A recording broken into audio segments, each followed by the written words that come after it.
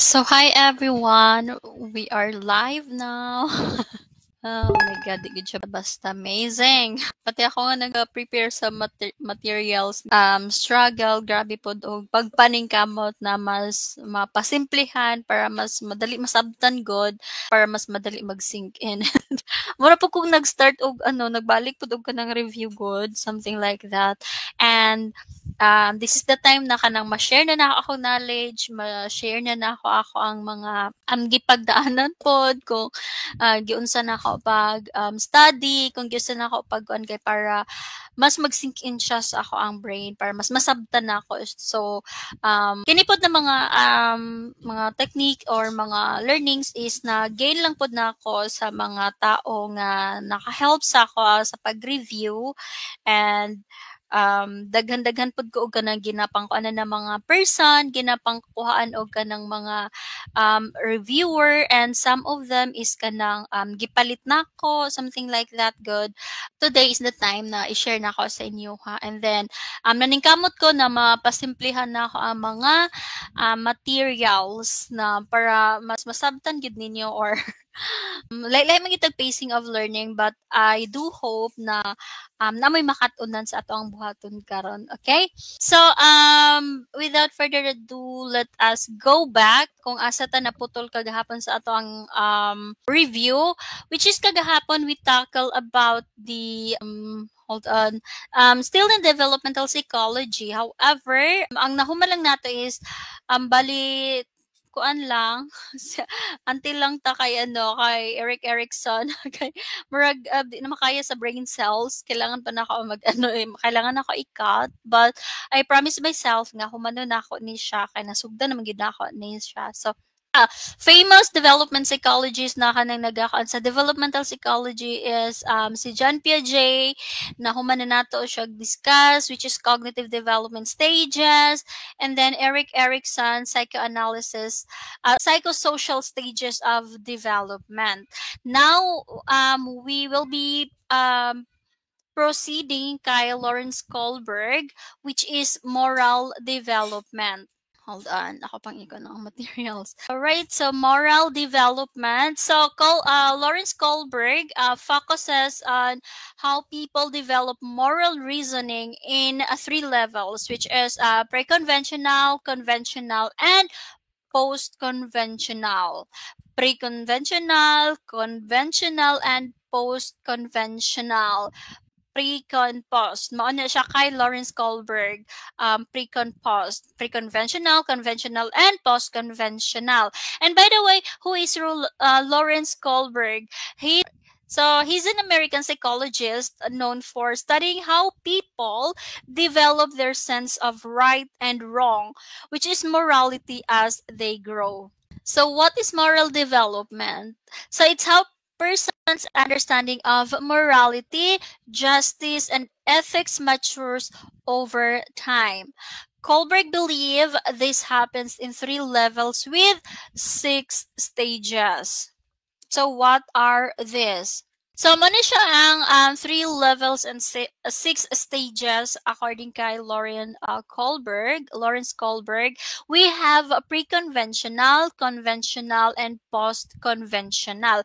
And each of them, there are sub-parameter or two sub-parameter. For pre-conventional, this is when they happens in childhood, and for this one, pre-conventional, there are 2 stages of learnings in moral. First stage 1, which is obedience and punishment. So this time, this stage, the child knows the right and wrong, and it is based on avoiding punishment. Mao pa na ilahang ma-learn din haan na stage. And pag abot naman sa stage 2, it is self-interest, which is decisions are made based on personal benefits or rewards. Don't you worry, isa-isa nato nag-discuss later. Kuan pa lang ni siya kanang highlights. Second, we have conventional. It happens during adolescence, and also na siya 2 stages. First is good boy or good girl. So kini nga stage, it seeks approval by being nice and doing what others expect. The stage 4, which is law and order. So for this, it follows rules and laws to maintain order in society. We have number 3, post-conventional. It happens on adulthood, but not everyone reaches this level, ha? So, dili tanan makakon aning level. So, stage 5, for this one is social contract. This happens to when the adult understand that laws exist for the good of the majority but can be questions for fairness. So during this stage, nakabalo na ang mga person naka-understand na sila nga naga-exist ang batas para sa kaayuhan sa kadaghanan. However, sometimes maka-feel sila og maka-question sila nga sometimes it's unfair, something like that. And then stage 6, universal ethical principle. So it follows internal moral principle even if they go against law.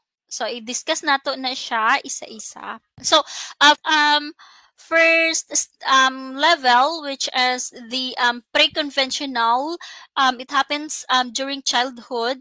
So ang stage 1, which is obedience and punishment, during this stage makakuan sila og right and wrong are based on avoiding punishment. So magkuan sila og maayo og dili, makakuan sila, magbuhat sila maayo para maka-avoid sa punishment. And then pag abot naman sa stage 2, it's self-interest. Decisions are made based on personal benefits or rewards. What does it mean? Nagabuhat sila og maayo because of rewards. So, actually, pre-conventional, typically in early childhood. And what happens in this stage? So, during this stage, a child's sense of right and wrong is based purely on avoiding punishment. Okay, as I said a while ago, they follow rules because they don't want to get in trouble, not because they understand why the rule exists.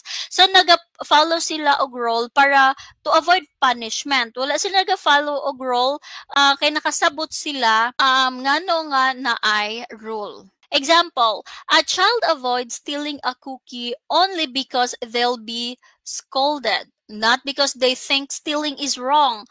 So mahadlok sila magbuhat og mali or mahadlok sila mangawat og kanang makaon kay makasab-an man sila.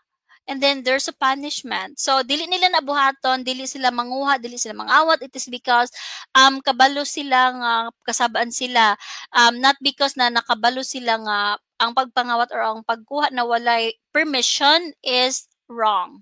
So the key thought for this stage or this level of if I do this, will I get punished? Something like that. Next, proceed. So, important note that morality is external during this stage. It depends on authority figures like parents, teachers, or adults. So, during sa childhood, ang pagkuan nila is ang naay authority or ang naay kanang kuan is ang mga parents, adults, teachers, something like that na or mga ate or kuya, something like that. Like mahadlok sila magbuhat og mga unnecessary kay mahadlok sila i-punish, mahadlok sila makasab-an. And no real understanding yet of fairness, empathy, or the reasons behind the rule. So wala pa kaayo sila kasabot ngano nga kasab-an sila nga manguha sila without permission, wala pa kayo sila kasabot unsay a reason behind sa pagpangasaba.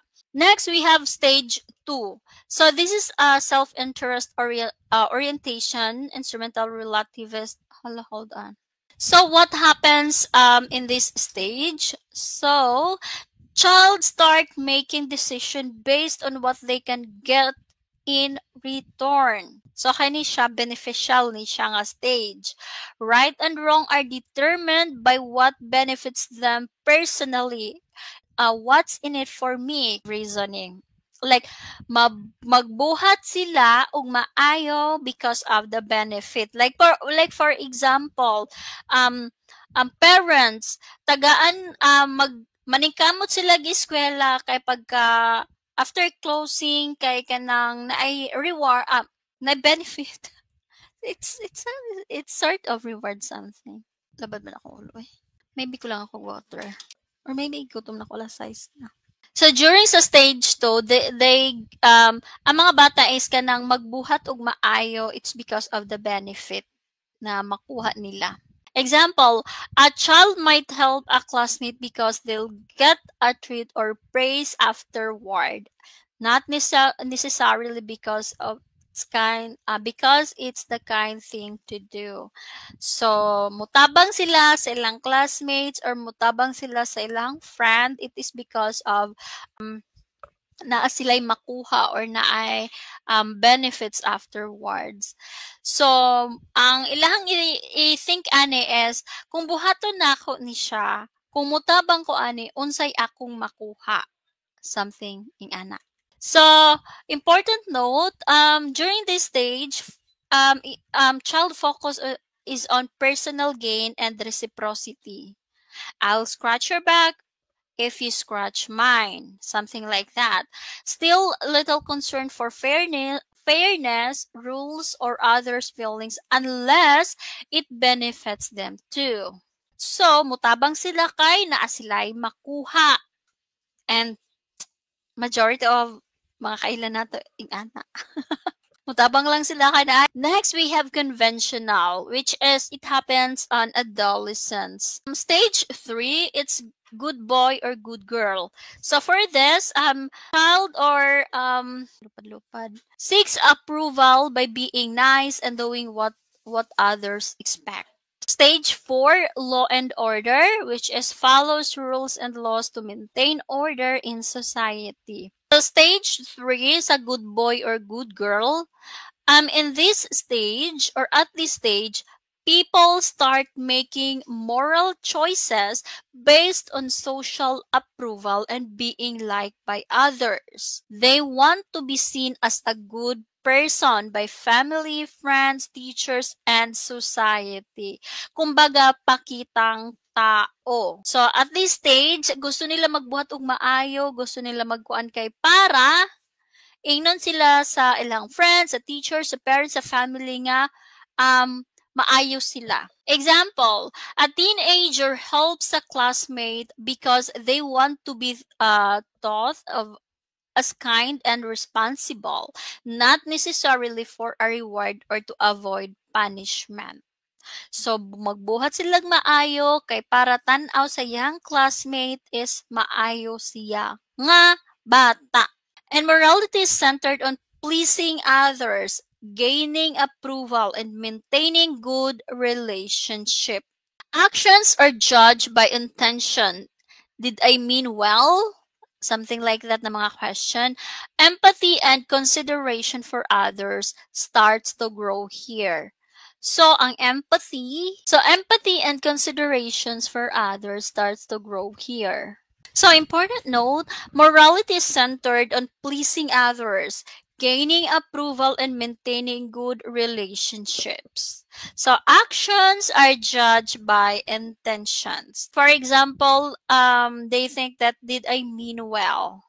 However, empathy and considerations for others starts to grow here. So, diri nga stage, makastart na sila og kanang maka-feel og kaluoy, empathy. They're putting their situation sa other nga situation. And then stage 4, which is law and order orientation. During this stage, people believe that rules, laws, and social order must be followed to keep society functioning smoothly. Right and wrong are judged based on whether an action upholds laws and authority, not just for personal approval. So, diri nga stage ang mga tao nakabalo na sila nga rules naga-exist para sa kaayuhan sa tanan. So they know. So kabalo na sila nga right and wrong na judgment. For example, kung so during this stage, right or wrong are judged based whether an action upholds laws and authority, not just for personal approval. Example, a person obeys a traffic laws even when no one's watching because it's the law and breaking it would lead to disorder or harm. So the key thought process is I should follow the rules because it's my duty and it keeps society in order. Pero nagyapoy uban na kanang nagalabagod. Amazing ang Pilipinas. So note that morality is centered on maintaining law, authority, and social order.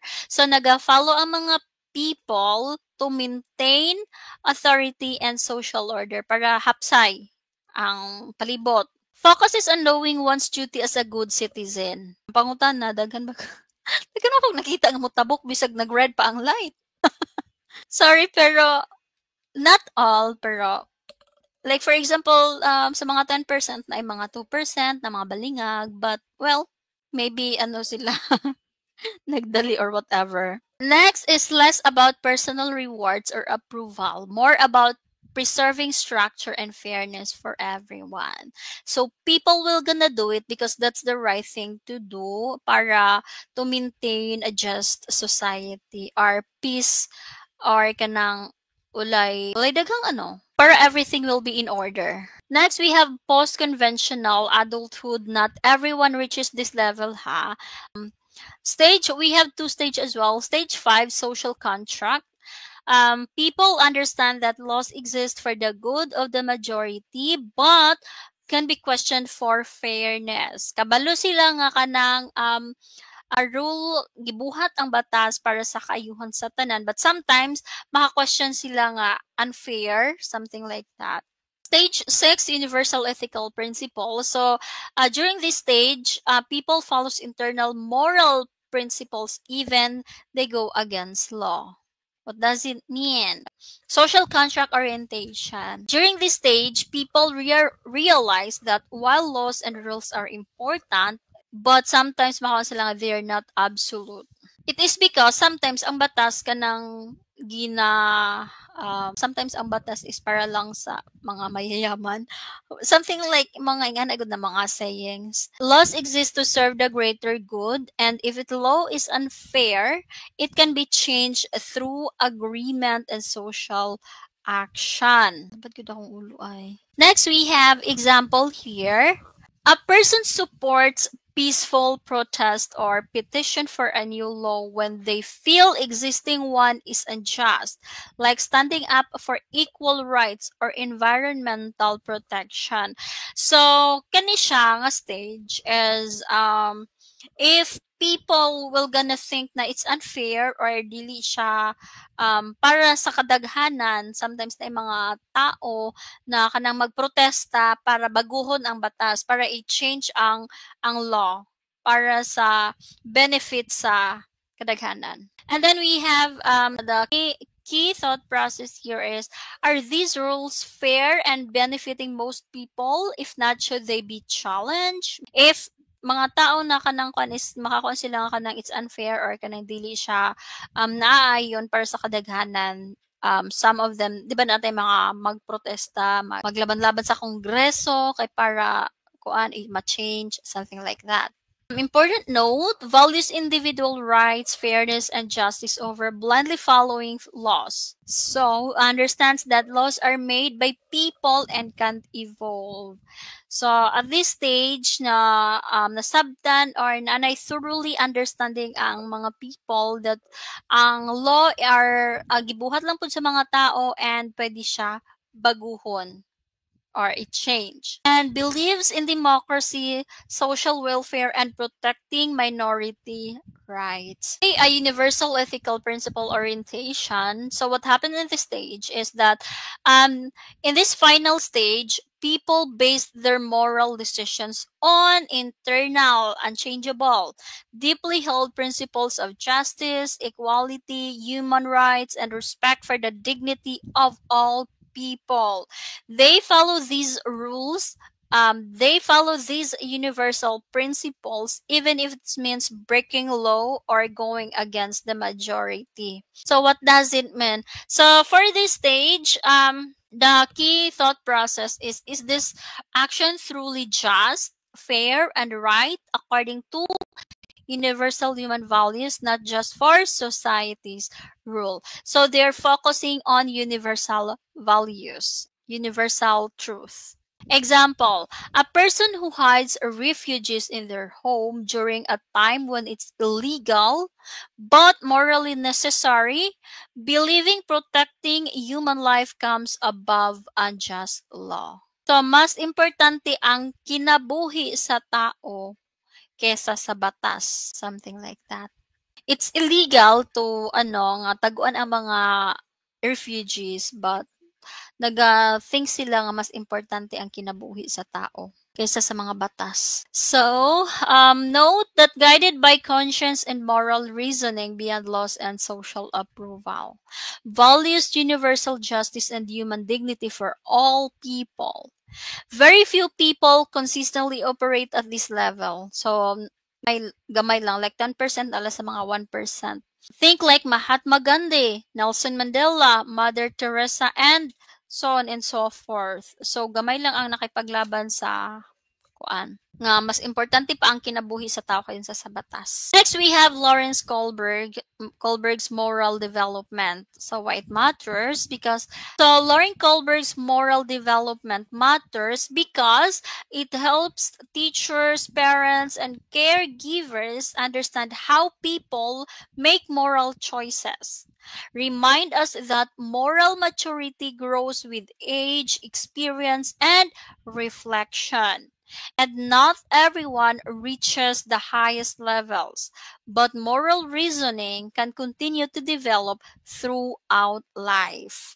So Kohlberg focused on how people develop their sense of right and wrong, their moral Kohlberg focused on how people develop their sense of right and wrong, their moral reasoning. He proposed that moral development progresses through 3 levels, each with 2 stages, moving from self-centered viewpoint to a more principled ethical understanding. So sa stage 1 or sa pre-conventional, self-centered ang pag-iisip sa bata or sa tao, and then pagkaabot naman sa last stage as they're focusing on ethical moral values. For example, a young child might follow rules to avoid punishment, which is a stage 1, while an adult might fight for human rights based on personal moral beliefs. Muna siya ang higher. And also example, at stage 1, a child avoids stealing because of the fear of punishment. And then pag-abot sa higher values, sa stage 6, a person might disobey an unfair law because their own sense of justice tells them it's wrong.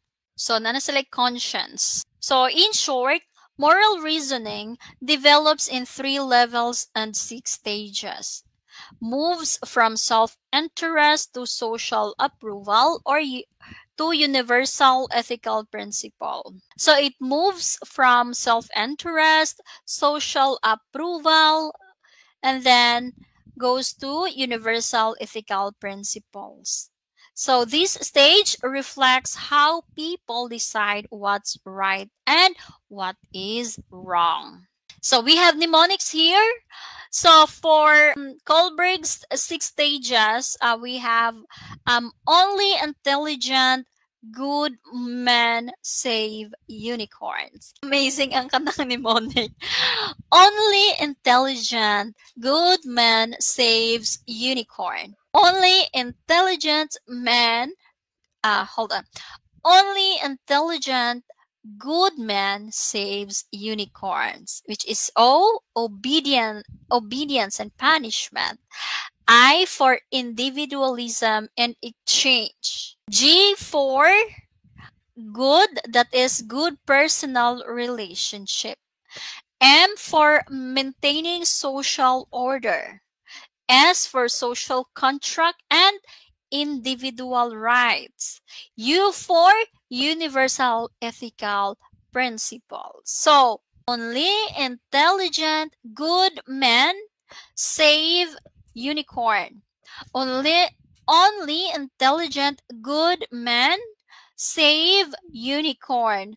Obedience and punishment, individualism and exchange, good interpersonal relationship, maintaining social order, social contract, and individual rights, and last but not the least, universal ethical principles. We have question here. Practice questions. So, at which stage does a person obey rules to avoid punishment? At which stage does a person obey rules to avoid punishment? Letter A, good personal relationships. B, obedience and punishment. C, social contract. D, universal ethical principles. Again, at which stage does a person obey rules to avoid punishment? A, good interpersonal relationship. B, obedience and punishment. C, social contract. And D, universal ethical principle. So, time starts now. You have 5 seconds. 1, 2, 3, 4, 5. Okay, what's the answer? Letter B. Yay! Kung answer ni mo, letter B, you are correct. Okay, obedience and punishment because of the keyword obey and punishment. Like super lisod yun siya, promise. Very good sa nakakuha og tama nga answer. Number 2 question. A child says, I'll help you if you help me. This reasoning is an example of which stage? Again, a child says, I'll help you if you help me.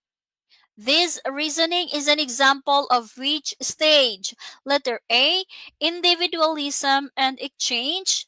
B, maintaining social order. C, good interpersonal relationships.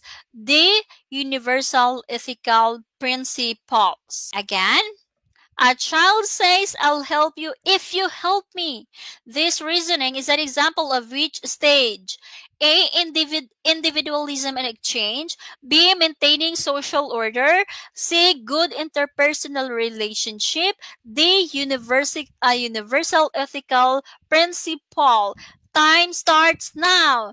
In 5, 4, 3, 2, 1. So what's your answer? Letter? A.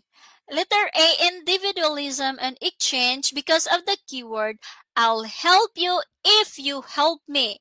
So, nag-help siya, it is because sa benefits nga na siya'y makuha. Okay? Very good. Okay. Palakpakin yung self. Nakatama mo. Kay naminaw jud mo og tarong. Next question. Which stage involves reasoning based on internal moral principles, even if it means breaking the law? Which stage involves reasoning based in internal moral principles, even if it means breaking the law? A, obedience and punishment. B, good interpersonal relationships. C, universal ethical principles. D, maintaining social order. Again, which stage involves reasoning based on internal moral principles, even if it means breaking the law? A, obedience and punishment. B, good interpersonal relationship. C, universal ethical principles. D, maintaining social order. Okay, time starts now. In 5, 4, 3, 2, 1. What's your answer? Letter C. Because of the keyword internal moral principles, which reflects on universal ethical principles. Let's proceed. Question number 4. A student follows school rules because it keeps the peace and order. Which stage is this? A student follows school rules because it keeps the peace and order. Which stage is this? A. Maintaining social order. B. Social contract. C. Good interpersonal relationships. D. Individualisms and exchange. Time starts now. In 5, 4, 3, 2, 1. What is your answer? Letter A. Because of the keyword peace and order, which it reflects maintaining social order. Too much sa sample pa lang to siya ha. Practice pa lang to siya ng mga questions. But no worries. Later on, I'll gonna provide mga questions. Mga multiple choices na mga questions para ma-practice ang inyong mind pag-decipher sa mga choices, questions, something like that. But, current stage is kailangan pa nato mag-discuss. Okay? So, process. Natay stage by stage process. Next, we have Sigmund Freud. So, he is the proponent for psychosexual development, which he describes how personality develops through 5 stages based on pleasure-seeking energies in different body parts, which he has oral, anal, phallic, latency, genital, which early experiences affect later personality. Early experiences affect later personality. Okay, let us discuss. But first, kinsa si Sigmund Freud, who is Sigmund Freud? So Sigmund Freud is an Austrian neurologist and the founder of psychoanalysis, which is a method for treating mental illness and understanding human behavior by exploring the unconscious mind. So the key concept for Freud, first we have the structure of personality. Freud believed our personality has 3 parts that constantly interact, which we have id, ego, superego. So the id, which is the wild, instinctual part, and operates on the pleasure principle. So wants immediate satisfaction. Example, I want it now. Diba? Na ay mga ingana pa nga mga person na gusto dayo na matuman ang mga gusto or isa ba ka ana? Next, ego. Ego is the rational, practical. Ego is the rational, practical part. So operates on the reality principle. Balances id and super ego, makes decisions. So kumbaga ang ego siya ang center, siya ang mag-balance between id and super ego. Siya ang nasa tunga. And then for ego, let's think this through. So siya ang nagabalanse sa id and super ego. So siya ang nasa tunga. Super ego naman, this is the moral judgmental part. Represents internalized societal and parental standards. So, is this the right thing to do? Kumbaga, ang id, mo na siya ang kanang something like kanang devil. And then, ang con is ang conscience. Id, kay kanang gusto din matuman, ang super ego mo na siya ang conscience. And then, ang ego mo na siya ang mag-balance. Ang super ego mo na siya ang conscience and ang id kay pleasure seeking, and then the super ego kay conscience, and then ang ego ang mag-balance na siya sa tunga. So the id mo na siya ang wild instinctual part, present from birth, operates on the pleasure principle. It's what it wants right now. So it focuses on basic needs and desire like food, comfort, pleasure. Example thought I want it now. And then the ego naman, the rational decision-making part, develops as we grow and learn how the world works, operates on the reality principle. It understands that desires can't always be met and instantly. So balances the its impulses with real life rules and consequences. Example thought, let's think this through. So siya ang nagabalance ang ego. And then super ego, kay the moral judgmental part represents internalized rules, values, and ideals thought by parents and society. Act as our conscience, reminding us of what's right and wrong. Can make us feel proud when we do good or guilty naman when we don't. Example thought, is this the right thing to do? So ang super ego mo na siya ang magkuan sa right and wrong. For example, makabuhat kag dili maayo, grabe imong conscience. And then pag nakabuhat kag dili maayo, grabe imong conscience, pero pag nakabuhat kag maayo, something mahappy ka. And how they interact, these three parts, id, ego, superego, is constantly pull us in different directions.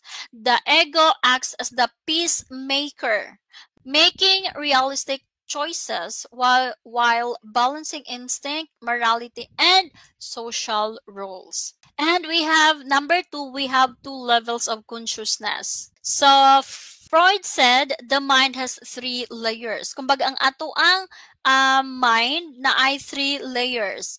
We have conscious, preconscious, and unconscious. Conscious, preconscious, og unconscious. So ang conscious, thoughts we're currently aware of. So ang conscious kay aware. Ang preconscious, conscious kay thoughts we're currently aware. So, aware ang conscious. Ang preconscious kay memories we can easily bring to awareness. And then unconscious, hidden thoughts, fears, and desires that influence us without us knowing. So, example, discuss nato. So, ang conscious mind, what we're currently aware of. So, like for example, nakabalo ka nga tao ka. So mo na siya nagkuan sa mo, nag-operate sa mga conscious nga kabalo ka nga tao ka. And then includes our present thoughts, feelings, and perceptions. The tip of the iceberg, the small visible part. Kumbaga, example, I'm feeling hungry right now. So nakabalo ka, feeling hungry bitaw ko. Ang akong example ba kayo nag-reflect sa akong situation karon. So, yes, example. I'm feeling hungry right now. So, conscious akong mind nga, gigutom ko. Next, we have preconscious. Preconscious mind.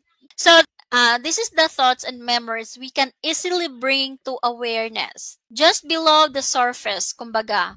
We're not actively thinking about them, but we can access them when needed. So naalang siya sa ato ang kuan, naalang siya sa atong long-term memory or sa short-term memory. And then pagkakailangan nato siya ma-access nato na siya na mga information. Example, oh yes, I remember my 10th birthday party. Okay? So kabalo ka sa mga dates na mga importante anniversary, birthdays, events, Christmas, mga kuan god na naalang siya sa imuhang long-term memory, but anytime na gamito nimo is pwede nimo makuha or magamit ng mga information. Next, we have unconscious mind. So this is deep, hidden thoughts, fears, desires, and past experiences. For example, during childhood, di mo na kay mga bad experiences na kanang kumbaga mga trauma god, ano siya, completely outside our awareness, influences our behaviors and emotions even though we are unaware of it. Example, childhood fears affecting adult decisions without realizing it. For example, during childhood nimo is na kay mga trauma sa friend o trauma sa mga person. So, ang effect na pagka kuan nimo is kanang dili na ka basta-basta makig friends. something like that. So anay barriers, unconscious, pero usahay kanang dili gyud ka kaano nga mao na din na imong actions, dili ka kabantay nga mao na din imong actions nga kanang nagalimit na kaong mga tao sa imong life, something like that. Mao na siya ang kuan sa ato ang unconscious mind. So why it matters? Because Freud believed that unconscious mind is the most powerful part, quietly shaping our actions, dreams, and emotional responses.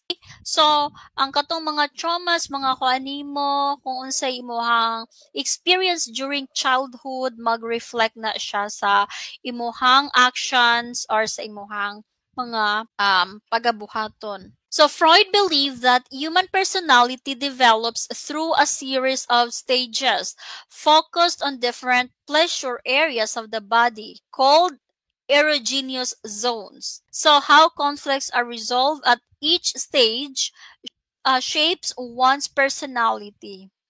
If conflicts aren't resolved properly, a person can become fixated at certain age. So kung dili siya ma-resolve, kung dili siya ma-balance, ang possibility na kung result ana is the person mahimo siya nga fixated. So, Freud has 5 stages of psychosexual development. He has number 1, oral stage, second, anal stage or anal stage, phallic stage, latency stage, genital stage. Oral stage, it happens from 0 to 1 year old. So ang erogenous zone is ang mouth. Ang erogenous zone nila is ang mouth, which is nagakuan sila og kanang sucking, eating. Kabantay ka sa bata na during this hasta 0 to 1 year old na kung unsa ilang magunitan ilahang ilang kaunon or ilahang ikon sa ilang baba, di ba? So ang kuan ani ang key conflict is winning, stop breastfeeding or battle. Oh, labad jud akong ulo. Hold on. So, we have stage 1, the oral stage, age 0 to 1 year old. So, the erogenous zone focus is mouth, which is sucking, eating. Kabantay ka sa bata, during this stage is kung unsa ilahang maduol sa ilahang baba, unsa magunitan nila kay iko nila sa ilahang baba, kumbaga kauno nila. So, ang conflict ani is winning, stop breastfeeding or battle feeding. Anal stage, age 1 to 3 years old. So, kani siya, the focus is the anus or kung siya sa toilet training. During this stage, 1 year old to 3 years old is toilet training. So dapat mabalance na nimo dinhi ang stage sa anal stage na dapat matudluan na nimo ang bata o ganang pag CR og tarong god like hinay mo tudlo nga ing ani ni siya pag CR ikaw ani mo sa inodoro something like that. And then ang conflict naman ani control over bodily functions. Don't you worry, we're going to discuss it kanang one by one later, okay? This is just the highlight. Number 3 is we have phallic stage, age 3 to 6 years old, and the focus here is the genital, which is exploration, Oedipus complex for boys, and then Electra complex naman for girls. Number 4, we have latency stage, age 6 to 12 years old. So this is a dormant sexual feelings. Focus on schools, hobbies, friendships. Next, we have genital stage, age 12 years old and up. Genitals, ang focus on is genitals, which is mature relationship. Ang conflict here is developing healthy romantic and intimate connection. Discuss natin isa-isa. So, hold on. Oh my God, nakulangan di ay. Hold on. Stop lang sa ta.